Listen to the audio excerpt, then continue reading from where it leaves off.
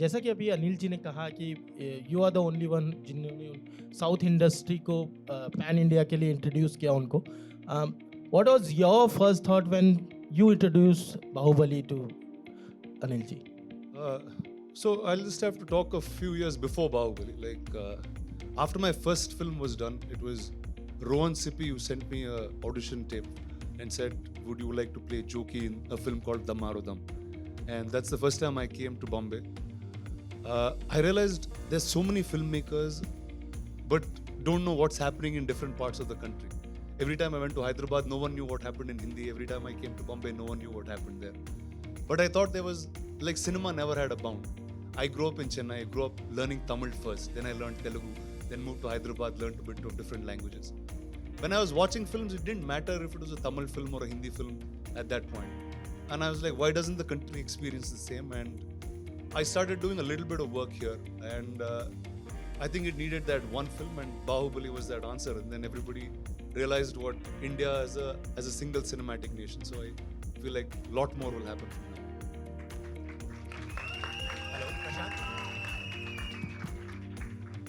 Prashant.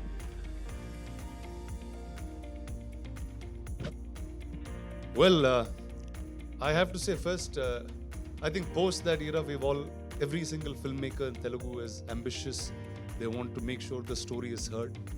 The fact that it doesn't matter where you are in the country, if you tell a story, there's a whole world out there that will receive you. And I think these boys are that merit of that. Prashant is a director. He's I know very few people would know here, but he's a national award winning filmmaker, multiple national awards, I think, for his films. And for him to pick a story like Hanu-Man, craft it the way it is, and I think all of us have seen the promos and what it is, and I don't think there's anybody better than this boy to play that in such a beautiful, innocent manner. And one is, I'd like to congratulate the producers. I think it's people like you who push the boundaries and help filmmakers make these films. So congratulations to you and all the very best. Thank you. Hi everyone. Hi, Shadma this side. Prashant ji, मेरा सवाल आपसे है. Chiranjeevi sir ने announce किया that हर ticket पर का 5 rupees जो है वो आप राम मंदिर के लिए डोनेट करने वाले हैं. मेरा सवाल ये है कि आपने कब और कैसे डिसाइड किया कि आपको ये करना है. एंड ऑल्दो ये फिल्म पहले रिलीज़ हो रही है, बट अयोध्या में प्रमोशन के बारे में आपके क्या ख्याल हैं?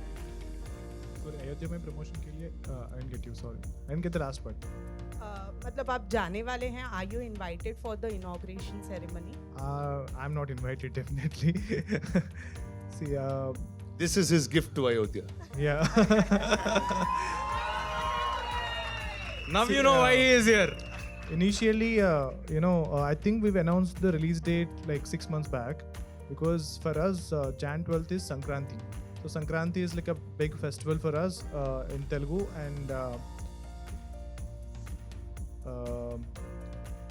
and people love to watch films in that time. So we never expected जो अयोध्या में हो रहा है वो around this time that it will happen. But when we got to know about it, we initially thought we'll not even announce it, we'll just do it on our own, and then probably talk about it. But it was that moment when we told Chiranjeevi sir, he felt so happy about it and he couldn't stop himself from saying it out loud. So I don't know if these people know about Chiru Leaks.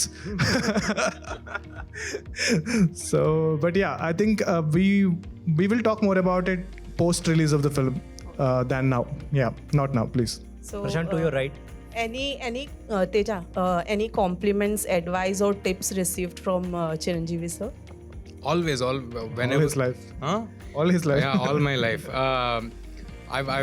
I've grown up watching him, like in literal sense.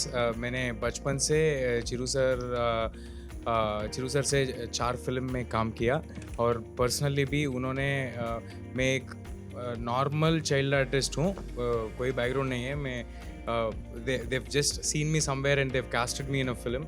That is the only relation I have with Chiranjeevi garu, but he's always treated me like somebody from his own family. So he's so humble. I would like to tell you that all the discipline or hard work, that if I'm doing something today, that is because of Chiranjeevi garu, and if I'm standing here today, that is because of Chiranjeevi garu for sure. Prashant, to your right. Prashant, I want to know that since you plan to release the film, on a global scale, in a world wherein the audience is enamored by Marvel and DC, what is it about Hanu-Man that will connect to a larger audience, in your opinion?